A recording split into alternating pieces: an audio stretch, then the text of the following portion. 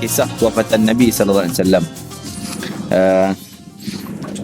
Agak detail lagi kisah yang kedua ni, iaitu Sa'id bin Abdullah rahimahullah taala, seorang tabi'in. Tak salah saya dia merupakan anak kepada Abdullah bin Abbas. Abdullah bin Abbas, ayah dia tu sahabatlah. Dia Sa'id adalah tabi'in. Assalamualaikum warahmatullahi wabarakatuh. Alhamdulillah rabbil alamin, wassalatu wassalamu ala rasulil amin wa alihi wa sahbihi wa man nasarahu wa tabi'ahu wa alahu ila yaumiddin. Rabbi shrah li sadri wa yassir li amri wa hlul 'uqdatam min lisani yafqahu qawli.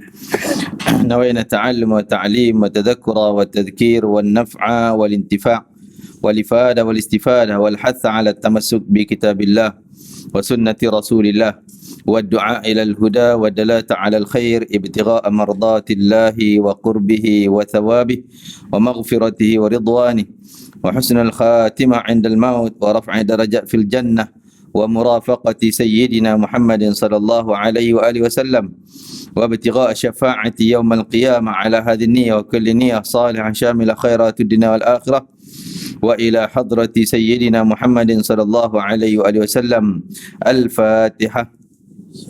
A'udzu billahi minasyaitonir rajim. Bismillahirrahmanirrahim. Alhamdulillahi rabbil alamin arrahmanir rahim maliki yaumiddin. Iyyaka na'budu wa iyyaka nasta'in. Ihdinas siratal mustaqim. Siratal ladzina an'amta 'alaihim ghairil maghdubi 'alaihim waladdallin. Amin. Kita akan teruskan pengajian daripada kitab Mendidik Hati Mendekati Ilahi di penghujung-penghujung tajuk kewafatan baginda Nabi Muhammad sallallahu alaihi wa alihi wasallam. Kita baru baca sehingga muka surat 454.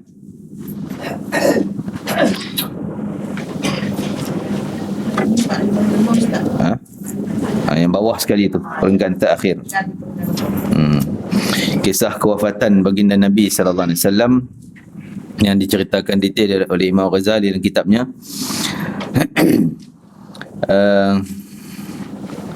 Setelah itu baginda meninggal dunia. Bawah tu Sa'id bin Abdullah, ni riwayat yang lain tentang kisah kewafatan Nabi sallallahu alaihi wasallam. Agak detail lagi kisah yang kedua ni, iaitu Sa'id bin Abdullah rahimahullah taala, seorang tabi'in. Tak salah saya dia merupakan anak kepada Abdullah bin Abbas. Abdullah bin Abbas, ayah dia tu sahabatlah. Dia Sa'id adalah tabi'in. Sa'id bin Abdullah meriwayatkan daripada bapanya. Bapanya sebenarnya Abdullah bin Abbas. Ketika kaum Ansar mengetahui ihwal sakit Rasulullah sallallahu alaihi wasallam semakin tenat, mereka pun berkumpul di sekitar Masjid Nabawi. Kemudian Abbas, yang ni bapa saudara Nabi, Abbas bin Abdul Muttalib, masuk ke bilik Rasulullah sallallahu alaihi wasallam untuk memberitahu baginda mengenai keadaan di luar sahabat-sahabat yang berkumpul dengan ramai. Setelah itu masuk pula Al-Fadl, juga anak Abbas, adik kepada Abdullah. Fadl bin Abbas. Fadl bin Abbas. Sebab tu adik atau abang lah, mungkin dia abang kot, tak pasti saya. Sehingga Abbas digelar sebagai Abul Fadl, bapa kepada Fadl. Inilah Fadlnya. Dan isterinya Ummul Fadl.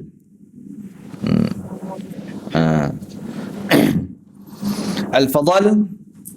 Jadi tiga beradik ni sahabat Nabi, anak pada Abdullah bin Abbas. Tiga beradik. Siapa dia? Fadl, Abdullah bin Abbas, dan seorang lagi Qusam. Qusam mungkin abang lagi, tak pastilah Qusam nombor satu ke nombor dua. Qusam bin Abbas radhiyallahu anhum ajma'in. Dialah yang Nabi sebut, sahabat-sahabat lain bersebut wajahnya sama dengan wajah Nabi. Qusam bin Abbas, wajahnya sehingga dia pergi mana, orang kata kalau nak tengok wajah Nabi, tengok Qusam bin Abbas. Sehingga dia wafat di mana? Di Samarkand, Uzbekistan. Makam dia ada sana. Siapa tak pernah pergi, boleh pergi, kan? ziarah ke Uzbekistan makam Qutham bin Abbas bersama dengan Sa'id bin Uthman, anak Uthman bin Affan. Ada sana juga Sa'id, tapi Sa'id ni bukan sahabat lah kot. Tak pasti saya, dia bukan, tak sempat jumpa Nabi. Tapi dia anak kepada Uthman bin Affan. Dia mereka berdua dakwah sampai ke Uzbekistan sehinggalah wafat di sana, dimakamkan di sana. Sana Qutham, yang wajahnya mirip dengan wajah baginda Nabi sallallahu alaihi wasallam. Setelah itu masuk pula Al-Fadal untuk memberitahu perkara yang sama. Tidak lama kemudian masuk pula Ali bin Abi Talib radhiyallahu anhu wa karramallahu wajhah untuk memberitahu perkara yang sama juga. Rasulullah SAW lalu bertanya, ada apa dengan mereka, sebab apa mereka berkumpul? Ini lebih kurang dalam kurang dari seminggu kewafatan Nabi SAW. Mungkin 5 hari, 6 hari lebih kurang macam tu sebelum Nabi wafat. Jadi mereka jawab Sayyidina Ali, mereka khawatir bahawa anda, yakni baginda Nabi, akan meninggal dunia. Duk tunggu, takut kan, risau apa nak jadi. Dan orang-orang yang berada di samping, jawab orang yang berada di samping Nabi, kaum wanita pun berteriak-teriak saat melihat suami mereka berkumpul di rumah Nabi, dan mereka dah risau dah, sedih dah. Walaupun belum dapat berita sahih Nabi wafat, tapi dah kesedihan duk rasa dah mula merasai kesedihan. Baginda sakit, dikatakan 5 hari sebelum Nabi wafat tu bertambah panas badan Nabi, sehingga sahabat Nabi masuk, duduk sebelah Nabi, bahang panas tu dia rasa. Walaupun ada kain atas badan Nabi, tapi bahang dia. Sehingga orang tu kata, sahabat Nabi kata, aku rasa panas engkau ni macam lebih 2 kali ganda daripada panas orang biasa. Kan? Kenapa ya Rasulullah? Sedangkan kalau kita, mungkin fikiran kita yang cetek ni, kita kata Rasulullah istimewa lah, tak kena panas, tak sakit, taklah teruk sangat. Maka dia kata, adakah sebab Allah bagi kena 2 kali ganda ni panas? Kerana Allah nak bagi pahala pun 2 kali ganda. Nabi kata, ya, betul. Jadi sebab tu Nabi kata, orang yang paling teruk kena ujian Allah di dunia adalah para Nabi. Itu golongan yang paling teruk kena ujian Allah. Summal amthal fal amthal, kemudian orang yang seumpama Nabi, maksud dia sudut solehnya, baiknya, lagi dia banyak soleh, lagi dia banyak taat, lagi banyak ujian dia. Kan? Kita cukup tak nak ujian, tapi nak jadi soleh, macam mana? Tak ada tanda dia. Sama lah orang cakap ni kan. Allahu Akbar, Masya Allah. Cukup takut dengan ujian. Tapi itulah, kita kena berbaik sangka dengan Allah. Jangan buruk sangka dengan Allah. Bila kena ujian, kita selalu kata, Allah, bala apa nak kena kat aku ni, Allah benci apa ni kat aku ni. Itu buruk sangka dengan Allah, jahat dengan sangkaan kita. Lebih-lebih lagi di hujung hayat kita, semakin umur semakin dekat dengan kubur ni, kan, lagilah kena ingat husnuzan pada Allah. Apa berlaku pun, alhamdulillah, Allah nak bagi kebaikan. Yang baik pun Allah nak bagi baik, yang tak baik macam musibah pun Allah nak bagi kebaikan. Nabi pesan, la tamutunna, jangan sekali-kali kamu mati, jangan sekali-kali seorang di kalangan kamu itu mati kecuali dia illa wa huwa yuhsinu dhannu billah, kecuali dia mesti husnuzan pada Allah, baik sangka pada Allah Ta'ala. Jadi kita yang berziarah, contoh orang sakit, penat, jangan letak su'uzan pada dia. Macam mana su'uzan pada Allah? Yang kita kata, engkau ni sakit lama dah teruk ni, Allah murka engkau ni, semayang kau okey tak? Kan? Tanya pula, kau banyak tak qada apa semua ni? Tak tahulah ni azab ni. Jadi dia fikir apa? Fikir azab, itu yang dia dapat. Wajib kita letak husnuzan, bagi dia husnuzan, pujuk dia sebagai husnuzan. Apa Allah sayang ni, Allah bagi sakit ni nak mengampun dosa, nak tinggi darajat, Allah ampun segala-galanya. Dengan sakit ni Allah padam semua dosa. Istighfarlah banyak-banyak, kan? Ucap la ilaha illallah banyak-banyak. Bagi dia, mudah-mudahan Allah ampun. Dia lega, dia rasa baik. Allah ampun, Allah sayang, Allah. Mati dalam keadaan demikian, dia berjaya, kita berjaya. Kita pun dapat pahala. Ya.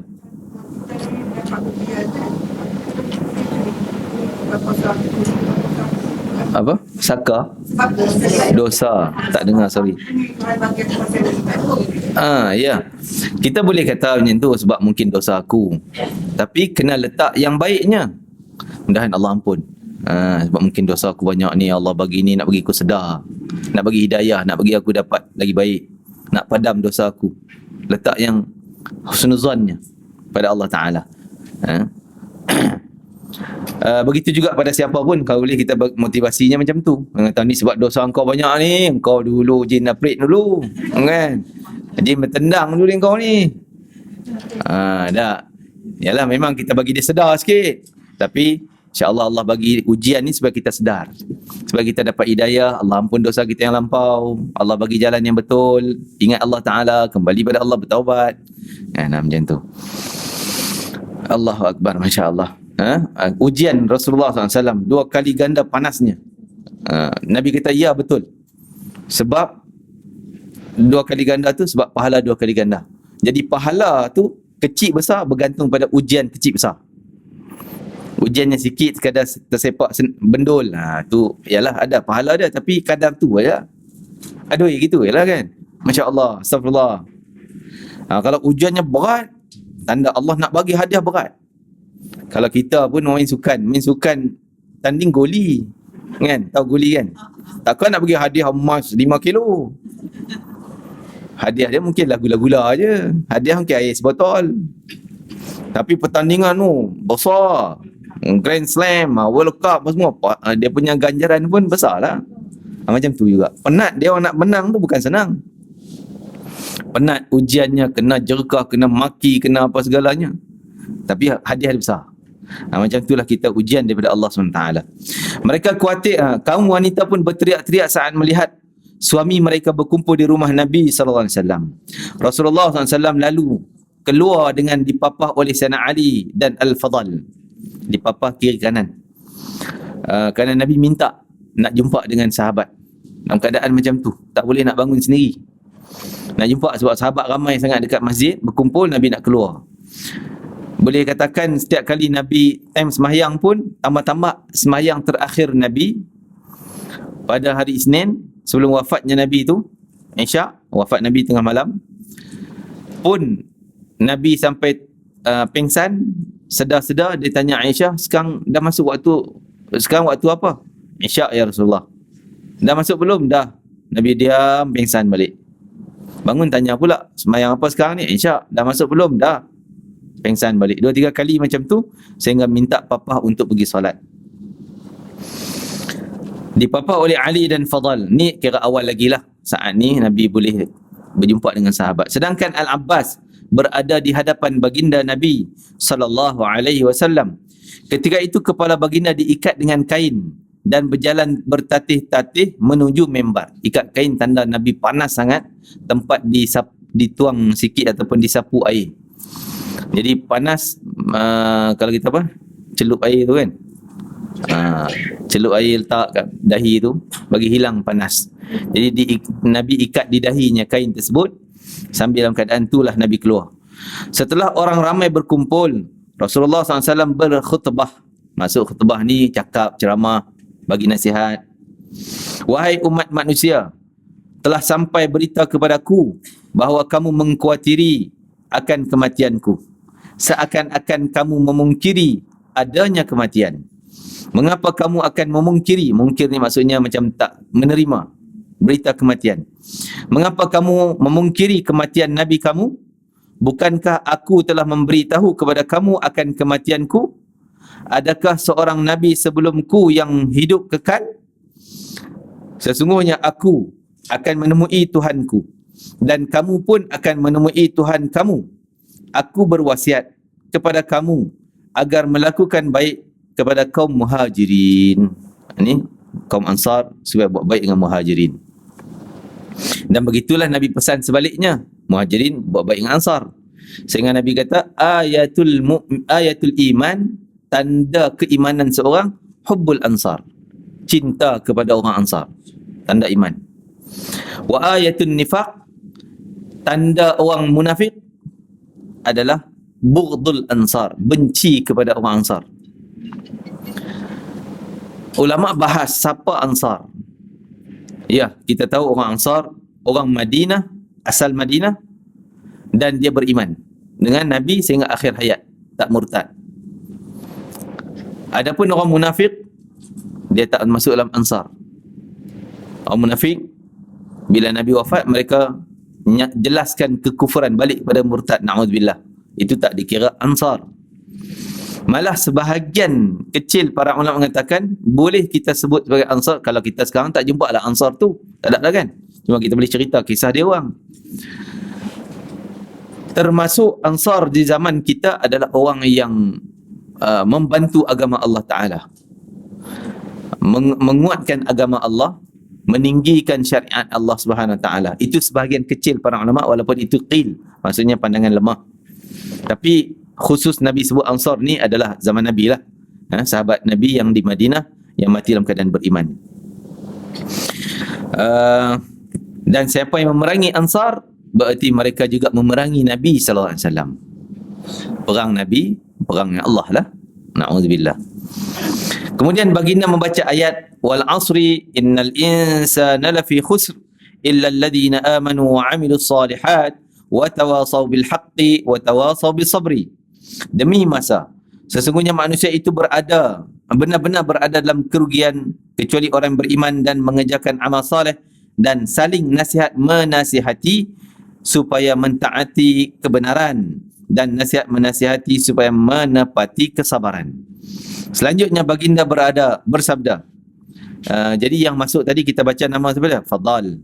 Lagi Sayyidina Ali, Abbas, 3 orang. Sebenarnya ada lagi seorang lelaki yang minta izin pada Sayyidina Ali, dia nak tunggu pintu. Namanya Syakran. Syakran. Sahabat Nabi ni. Dia khadam Nabi SAW, macam hamba lah. Asalnya dia hamba kepada Abdul Rahman bin Auf radhiyallahu anhu. Orang Habasyah, orang kulit hitam macam Bilal jugalah, Habasyah. Hamba tu betul Nabi berkenan dengan dia. Dia rajin, taat, orang Islam, baik. Maka Nabi minta beli, Abdul Rahman bagi pada Nabi SAW. Itu Nabi tak biar lama, Nabi merdekakan dia. Tapi dia tetap berkhidmat dengan Nabi SAW. Syakran antara sahabat yang hebat, sehingga dia ni antara orang yang menyertai perang Badar, keistimewaan dia. Walaupun nama sebenarnya orang kata bukan Syakran, tu mungkin nama panggilan. Nama sebenarnya Saleh bin Adi. Saleh bin Adi. Jadi wallahu alam apa sebab digelar sebagai Syakran, sehingga dia menyertai perang Badar bersama Nabi sallallahu alaihi wasallam, dan dialah antara orang yang membantu Sayyidina Ali memandikan Nabi sallallahu alaihi wasallam dan mengkafankan, turun dalam kubur, menurunkan Nabi dalam liang lahat. Antara orang yang bantu Sayyidina Ali. Tapi nama dia jarang kita sebut kan. Kau boleh catat Syakran, seorang lagi yang menjadi orang pembantu kuat bersama Sayyidina Ali menguruskan jenazah baginda Nabi SAW. Cuma ketika turun dalam kubur tu ada lagi lah beberapa sahabat yang lain, iaitu Usamah bin Zaid, iaitu memang sahabat terkenal, dan Abdul Rahman bin Auf. Kan? Ini orang yang membantu ketika dalam kubur nak turunkan jenazah Nabi. Dalam riwayat ni cerita Imam Ghazali, dia cerita Sayyidina Abu Bakar dah tanya siap-siap siapa nak mandi, siapa nak kapan, siapa nak turun kubur, macam mana tanya. Walaupun ada riwayat lain mengatakan itu sebenarnya tak tahu pun kubur di mana, kecuali Sayyidina Abu Bakar seorang yang tahu. Kita apalah, kita baca kisah apa ni yang diceritakan dalam kitab ni. Selanjutnya baginda bersabda, sesungguhnya semua urusan akan berjalan sesuai dengan izin Allah. Janganlah kamu tergesa-gesa dalam melakukan sesuatu, kerana Allah tidak akan menyegerakan ajal seseorang jika belum waktunya. Serah diri pada Allah. Maksudnya dia sakit macam mana pun sampai masa dia ajal. Kan? Jangan kita ambil tindakan macam orang bukan Islam, contohnya dia bagi cepatlah mati dan sebagainya. Kan? Tak boleh. Barang siapa melawan Allah, Allah pasti akan mengalahkannya. Barang siapa yang perdaya Allah, Allah pasti memperdayakannya. Maksudnya nak buat penipuan pada Allah, pasti Allah yang tipu dia. Seperti orang munafik disebut dalam Quran bila yukhadi'una Allah walladzina amanu. Orang munafik ni suka nak menipu Allah dan nak menipu orang beriman. Tapi Allah yang tipu mereka. Kan? Allah tipu mereka. Jadi Allah balas balik dengan perbuatan apa yang kita buat. Kita buat pada orang, itu yang kita dapat daripada Allah. Kama tadinu tudan. Macam kamu buat ke orang, kamu akan dapat yang tu. Kan? Tadinu tudan. Maksud tadinu tudan, kamu bagi hutang ke orang, kamu dapat balik lah benda tu. Tu dia punya simpulan bahasa, peribahasa. Kan? Jadi kalau bahasa Arab maksudnya, apa yang kamu buat pada orang, itu yang kamu dapat. Kan? Kalau kamu sayang pada orang, itu yang kamu dapat daripada Allah.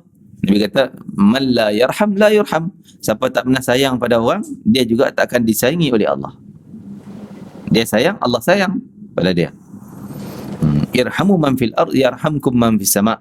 Sayanglah kamu dengan penduduk bumi, dan saya penduduk langit juga akan sayang pada kamu. Jadi Allah balas setimpal. Dia nak tipu Allah, Allah tipu dia balik. Allah tipu dalam bentuk penipuan di akhirat. Maksudnya, dia akan rasa macam dia ahli syurga. Dia rasa dia baik, dia rasa dia berjaya, dia rasa dia betul. Tapi di akhirat Allah bawa dia, kau betul kan? Kau rasa betul, pergi pintu syurga. Dia pergi depan pintu syurga, malaikat halang. No, nama kau tak ada dalam data ni. Cek tak ada pun. Balik. Malaikat sana suruh kami sampai sini. Kau halang pula. Tak boleh, balik. Bila dia komplain pada malaikat yang suruh tadi, beritahu Allah sengaja bawa kamu ke depan pintu syurga, dah dapat hidup bau syurga, dengar bunyi syurga yang sedap, dah tengok dah nikmat-nikmat dalam tu melalui pintu, nampak dah. Tapi tak boleh masuk. Tadi seronok dah, hureh, jom kita masuk syurga, pipi depan tak boleh masuk. Kan lagi sakit hati. Dipermainkan. Allah kata, macam itulah kamu dulu menipu aku. Buat amalan tu macam untuk aku dah. Belagak baik dah. Tapi tak ada apa pun. Hati kamu tak betul, iman kamu tak betul, kamu menipu Allah, Allah tipu balik. Wal'iyadzubillah. Allah akan barang siapa yang memperdayakan Allah, Allah pasti akan memperdayakannya. Apakah kamu akan berpaling dan melakukan kerosakan di atas muka bumi ini dan memutuskan silaturrahim? Ini Allah pesan juga dalam surah Muhammad, fahal asaitum in tawallaitum an tufsidu fil ardi wa tuqatti'u arhamakum. Fahal asaitum in tawallaitum, kalau kamu dapat berkuasa di muka bumi, adakah kamu sanggup untuk buat kerosakan di muka bumi dan putus silaturahim? Kata para ulama, memang ini jalan yang maksudnya senang sangat orang nak putus silaturahim. Bila dia dapat jawatan, bila dia ada kuasa, dia takkan kenal dah dengan kawan, mungkin orang yang tolong, mungkin keluarga pun dia abaikan hubungan. Alah ni asyik nak minta-minta dengan aku je, tentang aku dah ada kuasa. Dia putus hubungan. Bukan hanya kuasa pemerintah saja, begitu juga kuasa harta. Kuasa apa saja yang dia ada, kekuatan, patut dia boleh tolong orang, tapi no, tak nak tolong. Putus silaturahim. Akibatnya Allah Ta'ala sebut dalam ayat tu juga, selepas itu, ulaikal ladzina la'anahumullah. Orang yang putus silaturahim dan buat kerosakan di muka bumi, Allah kata mereka itu akan dilaknat oleh Allah Ta'ala. Berat ni, putus silaturahim sampai kena laknat Allah. Laknat ni bukan perkara yang mudah, bukan perkara yang kecil. Putus daripada rahmat Allah, Allah tak kesian dah bila orang yang kena laknat. Putus silaturahim ni satu benda yang ancaman besar, ancaman bahaya, kerana silaturahim ni penyelamat kita terakhir, ataupun pendakwa kita yang paling hebat yang terakhir. Semua orang akan melalui sirat. Sebelum lintas sirat, silaturahim kan tunggu. Kalau dia kata, ya Allah, walaupun fulan ni amalan dia tak banyak, dosa banyak, tapi dia orang baik, dia hubung silaturahim, dia demikian baik dengan jiran, baik dengan adik-beradik, keluarga dan sebagainya, maka selamatkan dia, ya Allah, terus selamat. Datang pula seorang lelaki pula, amalan banyak pahalanya, tapi mai silaturahim, kata, ya Allah, kawan ni rajin amal, tapi asyik putus silaturahim dengan orang. Masalah sikit tak nak tegur, putus kan? Suka sangat putus silaturahim, tak layak dia nak masuk dalam syurga-Mu, ya Allah. Maka habis dia, binasa, wal'iyadzubillah. Ini sebut dalam hadis Nabi sallallahu alaihi wasallam. Aku berwasiat agar kamu memperlakukan kaum Ansar dengan baik, kerana mereka adalah orang yang telah menyediakan tempat bagimu. Ni Nabi pesan pada Muhajirin pula. Tadi pesan pada Ansar supaya dengan Muhajirin. Ni pesan pada Muhajirin supaya dengan Ansar, supaya mereka ni jadi sahabat, keluarga yang dekat, yang baik. Berbuat baiklah kepada mereka. Bukankah mereka telah membahagikan dua hasil pertaniannya dengan kamu? Di awal mensaudarakan Muhajirin Ansar, Nabi tak suruh pun bagi dua kebun, bagi dua rumah, bagi dua semua, tak. Nabi hanya suruh bersaudara. Tapi inisiatif orang Ansar sendiri. Dia rasa kesiannya Muhajirin datang selai sepinggang sampai Madinah. Apa pun tak ada. Aku ada dua buah rumah. Engkau pilih yang mana kau nak. Aku ada dua kebun. Kau pilih kau nak hasil yang mana satu. Nak bagi dua. Tapi kalau kita duduk situ, mungkin kita pilih yang paling baik. Kebun ni hasil bagus, ni tak bagus. Ini dah sungai tak? Aku nak ambil yang ada sungai. Yang lebih baik. Tapi para sahabat Muhajirin tak ambil kesempatan. Sehingga Abdul Rahman bin Auf kata, tak payah. Aku tak perlu pada semua harta tu, itu kamu punya. Walaupun kau izinkan aku ambil, aku tak payah. Tunjuk aku di mana pasar. Nak pergi berniaga. Akhirnya berniaga dapat kaya balik. Sayyidina Abdul Rahman bin Auf. Dan para sahabat lain pun tak ambil kesempatan ambil rumah besar. Dia kata ambil yang kecil-kecil yang aku boleh berlindung, berteduh, cukuplah. Berbuat baiklah pada mereka. Bukankah mereka telah membahagikan dua hasil pertaniannya dengan kamu? Jadi kena ingat balik sejarah awal Ansar ni. Jasa orang pada awalnya, Masya Allah, kan? Kena ingat, jangan kita lupa dah. Dia pernah tolong kita dulu. Tak mahu nak ingat dah. Jadi Nabi suruh ingat balik jasa kebaikan orang yang betul-betul ikhlas. Waktu tu mereka nak tolong sungguh ikhlas. Tak ada kepentingan apa pun waktu tu, kan? Kerana gembira dengan sahabat Nabi yang datang daripada Mekah, Muhajirin semata-mata. Dia ingat balik jasa tu. Walaupun dah 10 tahun dah ni, kan? Itu cerita 10 tahun masa awal Nabi datang hijrah. Ni Nabi nak wafat dah, 10 tahun dah. Nabi suruh kenang balik jasa dia orang besar. Jadi jasa mengalukan kedatangan orang-orang yang buat baik pada agama, kita bantu dia, kita tolong dia, maka ni jasa yang sangat besar. Sangat besar. Bukankah mereka yang telah meluaskan rumahnya untuk kamu? Ada yang satu rumah, tak ada dua rumah. Dia tambah extend rumah dia supaya sahabat ni boleh tumpang duduk satu ni dalam rumah dia juga. Bukankah mereka yang telah mengutamakan kamu meskipun mereka sangat memerlukan? Ni Allah kekalkan pujian pada kaum Ansar dalam Al-Quran. Dalam surah apa ayat tu? Mereka sangat memerlukan tapi mereka sanggup bagi, dahulukan. Sehingga hasil sahabat Nabi kurma tu, dia kurma tu lah nak bawa makan pada anak isteri dia, tapi dia bagi dulu pada sahabat Muhajirin. Bagi nak ambil. Tak apa, kami ada yang lain. Muhajirin pun tak ambil kesempatan tadi. Dia tahu dia ambil kadar yang dia perlu, sebiji, dua biji, empat biji, baki dia bagi balik. Jadi sampai ikhlasnya mereka sangat luar biasa dalam membantu agama Allah Ta'ala. Kalau tidak ada bantuan Ansar, mungkin Islam gagal. Itu yang kita nampak asbabnya. Tapi kita tahulah kerja Allah, pentadbiran Allah tetap berlaku. Jadi nampak asbab bantuan Ansar tu sangat hebat. Nabi suruh kenang balik tu jasa dia orang. Dulu kau macam ni, dulu kau macam tu, kan? Masya Allah. Jika kamu diadili oleh dua orang, terimalah keputusan yang terbaik akhlaknya di antara mereka. Orang ni kata kau orang baik, orang ni kata kau orang tak baik. Ambil keputusan orang yang dia akhlak dia paling baik. Dan tinggallah orang yang buruk akhlaknya. Begitu juga dalam kerja-kerja lah. Kerja apa pun, nak bersahabat dan sebagainya, tengok akhlak dulu. Kan? Janganlah kamu meminta mereka agar mengutamakan kamu.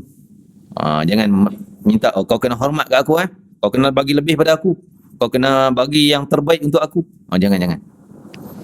Nabi larang kita minta orang layan kita dengan sesuatu yang menyusahkan dia. Kan? Contoh kita kadang-kadang kita pergi rumah orang, kan? Jadi tamu rumah orang, kawan tu hantar mai air kosong. Kosong je. Tak ada ke holik tarik? Holik tarik minta. Jus tembikai ke apa, tak ada ke? Hantar mai lah. Allah, mak kawan tu nak kena lari pergi kedai pula. nak sedia benda tu, sedia benda ni. Ini akhlak yang paling jahat. Akhlak huduh, kotor adalah orang yang membebankan orang untuk layan dia. Tak boleh. Kita kalau dia nak layan sekadar kemampuan dia, itu pun dah cukup tinggi dah. Kan? Jangan minta yang lebih-lebih. Begitulah Nabi SAW ajarkan kita supaya kita tak membebankan orang lain untuk melayan kita, memuliakan kita.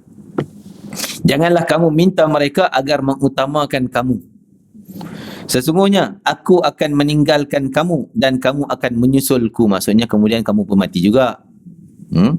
Ketahuilah bahawa haud telaga Nabi adalah tempat yang telah dijanjikan bagi kamu. Maksud orang beriman, sahabat Nabi pasti akan jumpa Nabi di telaga nanti. Itu stesen yang terakhir kita jumpa Nabi. Kalau tak jumpa di awal-awal, situ mesti jumpa. Baru tanda ni orang yang berjaya masuk syurga. Kalau itu pun tak jumpa, tak tahulah ke mana dia tu, kan? Janjikan untuk kamu. Sehingga Nabi pesan pada Abdullah bin Abbas, Nabi kata akhir zaman nanti akan ada orang yang berkuasa tamak dengan kuasanya, monopoli segala-gala untuk dia, sehingga yang miskin jatuh semakin miskin, susah semakin susah. Akhir zaman lah kita pun. Tak payah nak hurai panjang-panjang lah. Semua kita nampak, kan? Jadi Abdullah bin Abbas kata, ya Rasulullah, kalau kami berdepan dengan orang macam tu, katalah pemimpin yang macam tu, tamak untuk dia semua, tanah orang pun dia punya, kan? Hak tak dapat, memang tak dapat. Nak suruh lawan ke? Ya Rasulullah, nak suruh kami perang ke? Nak suruh kami bunuh ke? Apa kami nak buat? Nabi kata, jangan. Jangan lawan. Maksudnya jangan lawan, serang, bunuh. Jangan. Itu saya tak cakap, tak rekod dengan orang lain. Kan? Maksudnya cara kita nak, kalau nak bertindak cara undang lah, cara yang betul, bukan dengan cara masuk rumah ada tembak pang, itu tak boleh, itu berdosa. Jadi Nabi kata jangan, bertindaklah kamu dengan cara yang betul, gunakan jalan yang hak yang benar. Kalau kena patut undang-undang, cara undang, gitu je lah. Adapun sampai nak bunuh, pancung tengkok dia, itu tak sah. Sehingga bila? Sehingga kalau kamu tak boleh nak bertindak pun, kamu sabar sampai jumpa aku di haud. Jumpa aku di telaga ni. Kan? Kita tak mampu nak buat apa, baca berita je lah. Dah sini dah dia, masuk sini dah dia, kena ni dah. Itu je lah kita boleh baca. Kan? Kita boleh tahu. Jadi kita sabar je lah. Sehingga kita dapat bertemu Nabi di telaga haud. Ketahuilah bahawa haud, telaga Nabi adalah tempat yang telah dijanjikan bagi kamu, wahai umat Nabi Muhammad sallallahu alaihi wasallam. Mudah-mudahan kita dapat minum daripada telaga Nabi sallallahu alaihi wasallam, daripada tangan Nabi sendiri yang mulia. Telagaku luasnya sepanjang Busra di Syam sampai ke San'a di Yaman. Berapa ribu kilometer tu, kan? Sampai San'a Yaman. Mungkin dalam 1,500 2,000 kilometer jarak. Tak boleh masuk? Tak boleh masuk? Oh, boleh ke? Boleh kot. Oh, wallah alam, tak tahulah. Airnya lebih putih dari susu, telaga Nabi. Lebih lembut daripada keju. Dan lebih manis daripada madu. Barang siapa minum airnya, ia tidak akan terasa haus untuk selama-lamanya. Batu kerikilnya adalah permata. Saluran airnya adalah minyak kasturi, wangi. Barang siapa yang diharamkan untuk menikmatinya, semua kebaikan diharamkan baginya. Dia takkan dapat pahala, dia tak akan dapat husnul khatimah, dia takkan dapat taman syurga alam kubur, dia takkan dapat kebaikan-kebaikan yang lain. Dah, sana yang terakhir tu diharamkan, tak dapat yang tu. Kalau sana lulus, awal dah dapat. Mungkin tak dapat husnul khatimah, dalam kubur Allah ampun, selamat di situ. Mungkin 2 stesen, mati tak, kubur pun tak selamat juga. Di mahsyar nanti baru terampun dosa dia. Kita tak nak lah, kan? Kita nak awal lagi dah Allah ampun. Sebelum mati lagi kita sendiri cari jalan keampunan, Allah ampun dah. Dapatlah awal-awal dah baik, husnul khatimah, kuburnya taman syurga, seterusnya. Kan? Ada orang awal stesen pertama, kedua kubur, ketiga mahsyar belum selamat. Selamat ketika dihisab. Selamat ketika timbang mizan. Selamat waktu Nuh nak lintas sirat. Boleh jadi waktu tu. Kan? Itu yang Nabi sebut ummati ummatun marhumah, umatku ni sangat istimewa. Ada umatku yang waktu mati dosanya bergunung. Dosa bergunung. Masuk kubur tu, masuk mati su'ul khatimah, masuk kubur pun dosa banyak. Tapi bila masuk je dalam kubur, Allah padam dosa dia. Dari mana terpadam dosa dia? Daripada orang hidup. Istighfar orang hidup, mungkin anak dia, mungkin isteri, mungkin suami, mungkin jiran, mungkin guru dia, mungkin murid dia, mungkin orang yang pernah dia tolong buat baik, itu ini terpadam dosa. Bangkit-bangkit di mahsyar, tengok mana dosa aku tak ada pun, pahala pula banyak. Sampai dia macam tak mengaku dia punya, salah kot tempat dia ni, kan? Maka dia beritahu bahawa kamu telah diampun dosa. Dalam satu hadis sebut bistighfari waladika lak, kerana istighfar anak engkau, kau dah ampun kerana istighfar daripada anak saleh. Mungkin juga terpadam dosa kerana dia ni dulu kat dunia PL dia suka tak mau cerita hal orang. Benda aib-aib orang ni tak mau, tak cerita. Walaupun dia tahu apa yang orang tak tahu. Orang tak tahu keaiban orang tu. Kita tahulah keaiban dia. Kalau kita nak buka cerita, orang percaya aje. Tapi tak payahlah. Dah orang nampak dia baik, okeylah, sudah. Tutup keaiban orang, Allah tutup keaiban dia di akhirat. Cara Allah tutup keaiban seorang, padam ampun, terampun dosa dia, berikan keampunan. Masya-Allah. Jadi macam-macam cara dapat keampunan. Mungkin juga dengan salawat Nabi, mungkin juga dengan cinta kepada baginda Nabi SAW, itu sudah pasti. Kerana Nabi kata, syafaati li ashabil kabairi min ummati yaumal qiyamah. Syafaat aku akan beri juga pada orang yang buat dosa besar. Dosa besar di kalangan umatku. Itu syarat dia. Kalau dia layak umatku, walaupun dia terlibat dosa besar, mungkin dapat syafaat Nabi. Rampun dia, habis dosa dia, selamat dia. Maka carilah jalan keampunan, siaplah persiapan untuk dapat kejayaan di alam akhirat nanti. Kita tak tahu yang mana. Kita nampak anak kita okey, tapi lepas mati tak okey pula. Jadi yang tu pun kita siap, yang harta kita pun kita siap, yang cari jalan cinta Nabi, salawat Nabi pun kita cari juga. Begitulah yang lain-lain, kita cari jalan persiapan kita untuk akhirat. Jadi syafaat Nabi tadi, barang siapa yang diharamkan untuk menikmatinya, semua kebaikan diharamkan baginya. Barang siapa yang ingin mendapatkannya, hendaklah dia melihara lidah dan tangan. Ini kunci utama. Jaga yang ni, lidah dengan tangan. Maksud jangan melakukan kerosakan, jangan terlibat dengan apa jelah benda-benda dosa dan sebagainya melalui dua anggota ni. Sehingga Nabi sebut, kalau boleh jamin anggota ni, lidah, aku jamin dia ahli syurga. Jamin maksud tak buat maksiat. Dosa daripada lidah bercabang sangat banyak, kan? Bukan payah pun, tak penat mana pun nak buat dosa dengan lidah ni. Tak penat pun, relax je. Ngumpat orang, mengutuk orang, fitnah orang, buat cerita yang tak betul. Cerita yang betul, benda yang aib kita sebar-sebarkan. Betul Ustaz, bukan nak buat cerita. Ni cerita betul. Tapi sebarkan keaiban orang, walaupun betul. Allahu Akbar, Masya Allah. Jaga. Begitu juga tangan. Dan dalam riwayat lain Nabi sebut dua anggota lain, iaitu lidah dengan kemaluan. Sebab punca kemaluan akan menimbulkan maksiat-maksiat yang lain. Abbas berkata, ya Rasulullah, berilah wasiat kepada kaum Quraisy.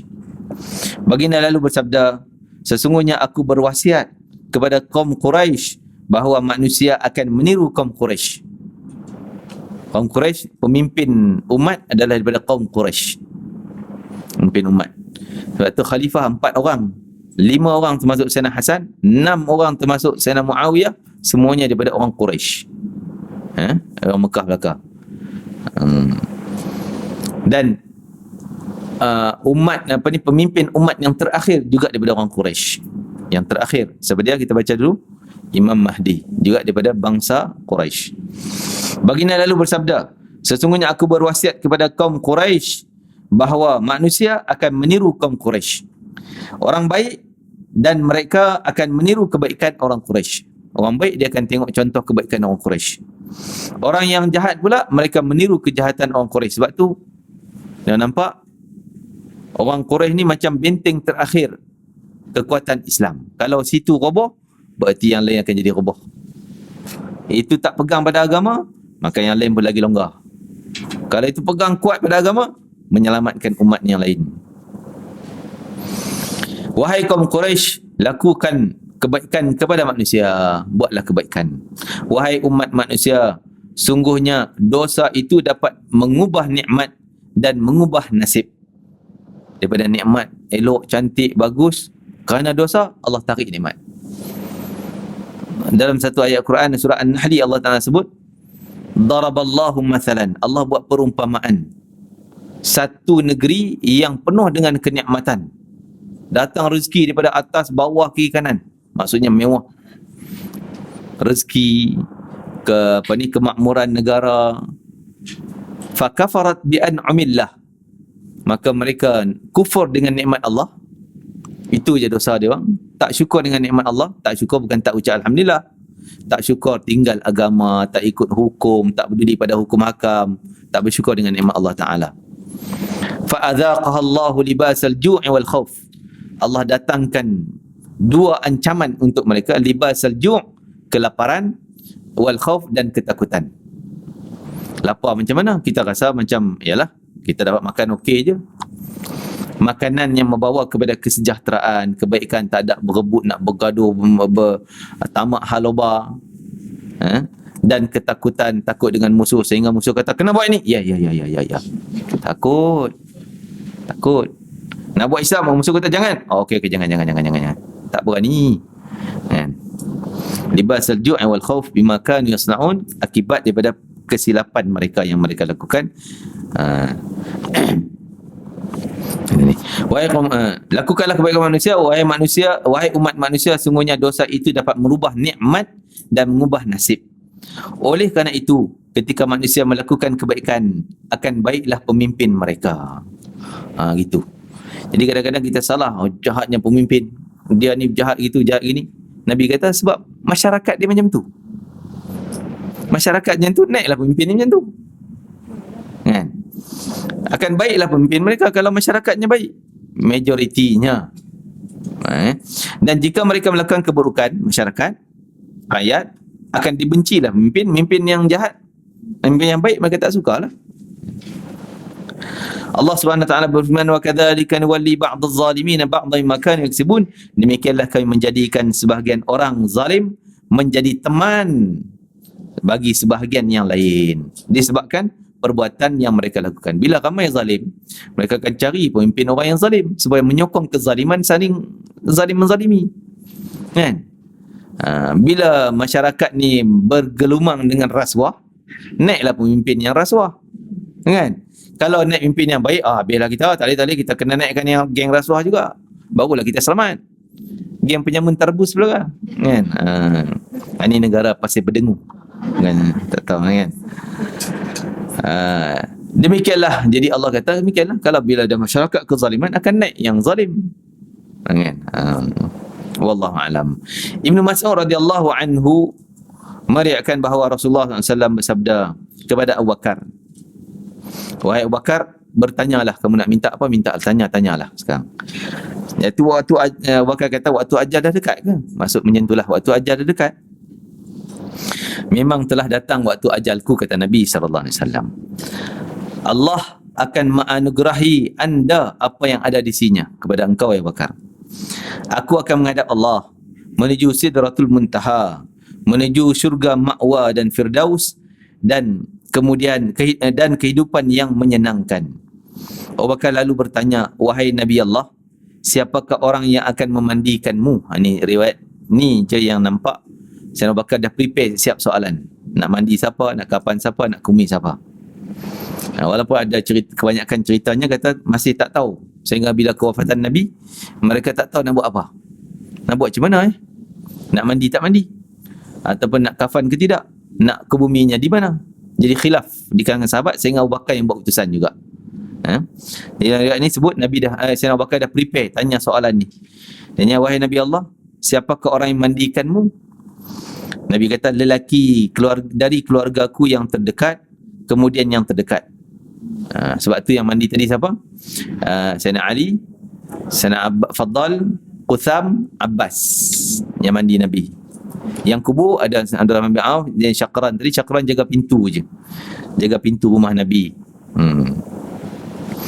Jadi waktu kafan kan dia antara bantu jugalah bagi kain ni dan sebagainya, Syakran, dan turunkan turunkan ke bumi, dia juga membantu.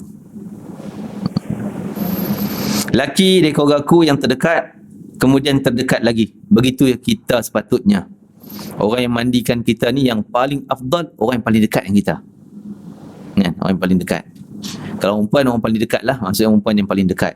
Mungkin anak perempuan, kakak adik-beradik dia dan sebagainya, yang paling dekat. Tapi kebanyakan kita ialah pakai sub contract. Masjid lah, Tok Bilal lah. Kan? Kalau tak pun memang kita, ialah benda tu bukan senang kan nak buat. Kadang kita rasa tak reti nak buat, tak confident. Sekurangnya kita masuk bantu. Adalah ustazah mana yang pandai, dia yang ni, dia arah lah, angkat kaki macam ni, sapu macam ni, tekan macam ni, siram air. Jadi kenalah, tolong ni tak semua macam ni tangan. Dah siap belum? Belum. Kan? Itu je. Jangan macam tu. Orang yang ada ilmu ni, yang datang ni, kau boleh wasiat je siap. Kan? Wasiat pada anak-anak kita. Supaya mereka ambil bahagian dalam keadaan kita macam ni. Ni khidmat mereka yang terakhir untuk mak bapak atau keluarga terdekat dia orang.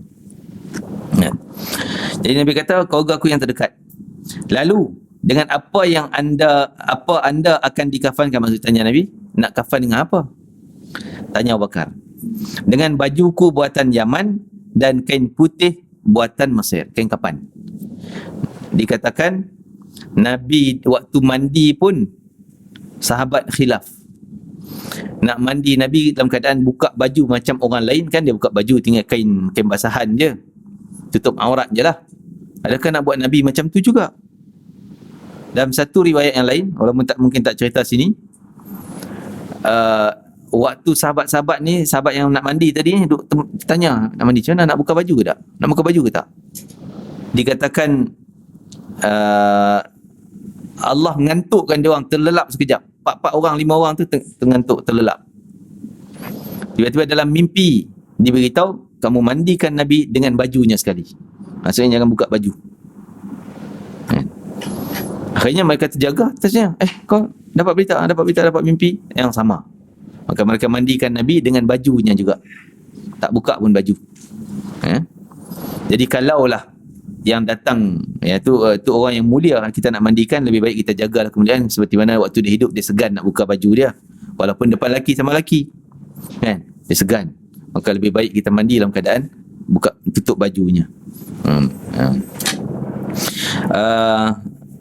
Lebih-lebih lagi kalau ada orang yang, kalau masa dulu kat dunia dia segan lah nak buka. Ada orang kan, contoh yalah ulama-ulama kita bukan segan senang nak buka baju. Waktu pakai ihram pun panas macam mana, dia tak pakai kain ihram balut, dia perlu meleleh dalam kain ihram. Malu nak dedah badan ni. Kita selambar je, banyakkan kita tinggal kain bawah, atas dah tak ada dah. Panas ini kan. Yang perempuan begini buka tudung tu telekung ni kan. Jadi kalaulah dia sangat jaga keaiban dia, tak nak terdedah badan, walaupun halal lah dari sudut hukum, tapi dia tetap segan, malu, maka kita kena jagalah kehormatan dia waktu dia mati pun. Dengan bajuku, kata Nabi SAW, buatan Yaman dan kain putih buatan Mesir. Lalu bagaimana kami harus menyembahyangkan anda? Tanya Abu Bakar sambil menangis. Wahai Abu Bakar, bersabarlah, kata Nabi SAW. Sungguhnya Allah mengampuni kamu dan memberi kebaikan kepada Nabi kamu ini. Setelah kamu mandikan dan mengkafankan aku, letakkan aku di atas tempat tidurku di rumahku ini. Jadi itu dikebumikan Nabi di tempat Nabi wafat, tempat tidur Nabi. Kalau tuan-tuan perempuan sekaliannya boleh sampai ke Raudah, kita cerita dulu, carilah tiang sarir. Tiang sarir depan sekali, rapat dengan dinding Nabi. Tiang sarir itu tiang katil, itu tempat tidur Nabi, tempat wafat Nabi, dan makam Nabi sekarang di situ.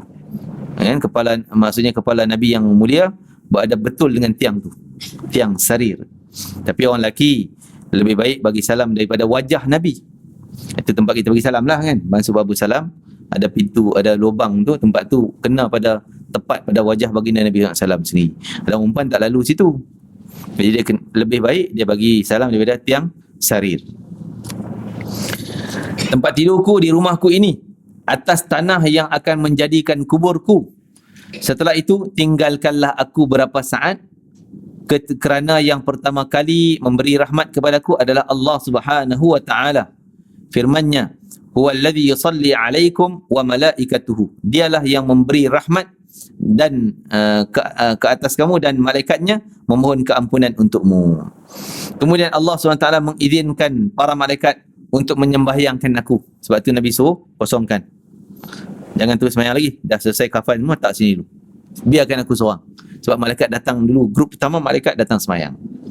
Datang Jibril, Mikail, Israfil, Izrail, semua datang nak sembahyang jenazah Nabi SAW.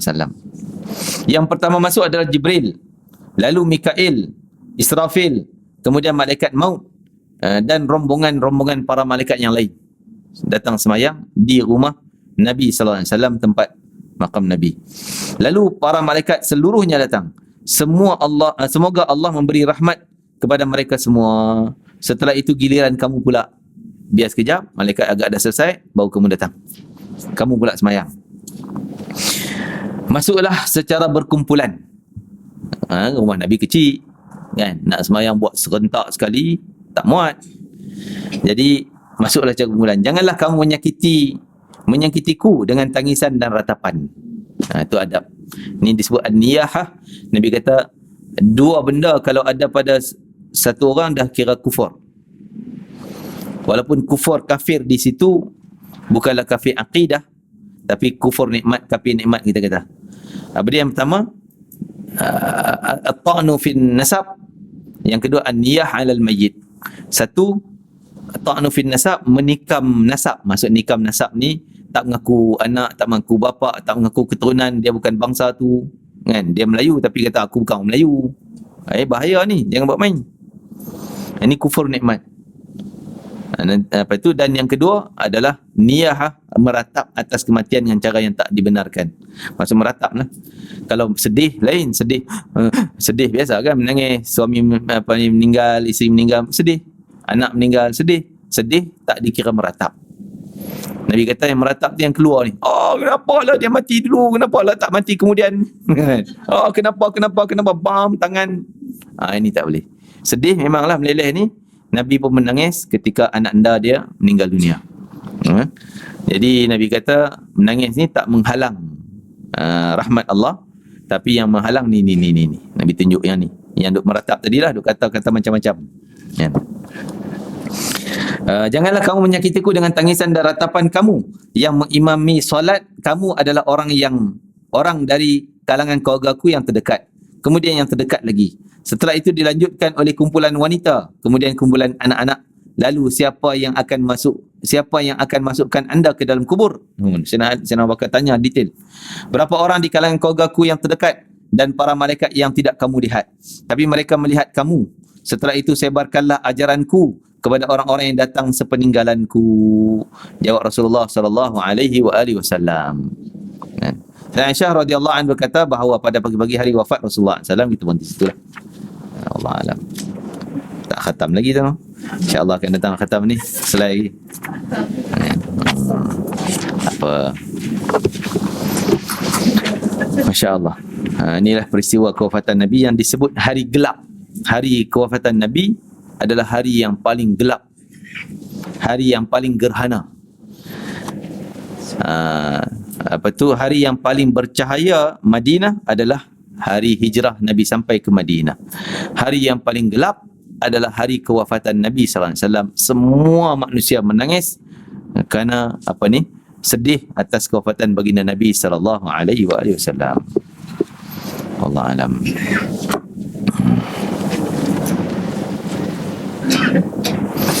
Bismillahirrahmanirrahim. Allahumma fa'na bima 'allamtana wa 'allimna ma yanfa'una wa barikna fihi.